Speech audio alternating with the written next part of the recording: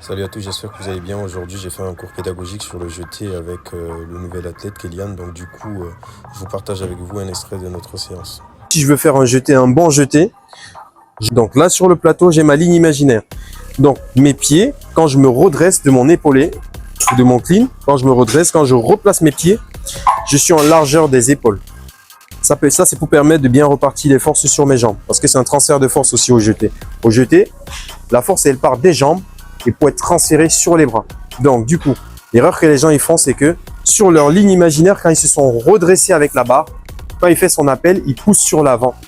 Alors, quand il pousse sur l'avant, le tronc se déplace avec la jambe de devant et la barre, elle sort complètement de l'axe. Alors, ce qui se passe, c'est que c'est la jambe arrière qui revient. Donc, généralement, quand la charge est lourde, il perd de la barre devant. Donc, ce qu'on fait généralement sur un jeté, j'ai ma ligne imaginaire. Elle est là. Mon tronc, il est sur la ligne imaginaire avec mes jambes. Donc, quand je me redresse, je suis là, avec la barre. Quand je fais mon appel, je descends sur mon appel. Quand je finis de pousser, il n'y a que mes deux jambes qui décollent, qui sortent.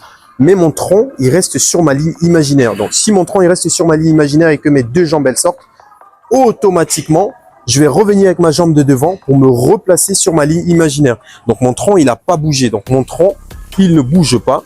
Il n'y a que mes jambes qui bougent. Et pour que mon tronc, il ne bouge pas, c'est que quand je me lève, quand je me redresse et que je me mets en position de jeter, en levant légèrement mes coudes sur le haut, c'est léger le bâton, c'est pour ça que j'arrive pas. Donc, en levant mes coudes, ça me permet de verrouiller ma cage thoracique. Donc, ma cage thoracique, une fois verrouillée, la barre, elle ne bouge pas au niveau des épaules. Donc, quand je fais mon appel et que je pousse, le tronc, il bouge pas, la barre, là, il n'y a que mes jambes qui sortent. Donc, ce qui fait que je reste dans mon centre de gravité. Mon tronc, il est pareil, il bouge pas. Donc, du coup, je suis bien équilibré et je vais revenir normalement.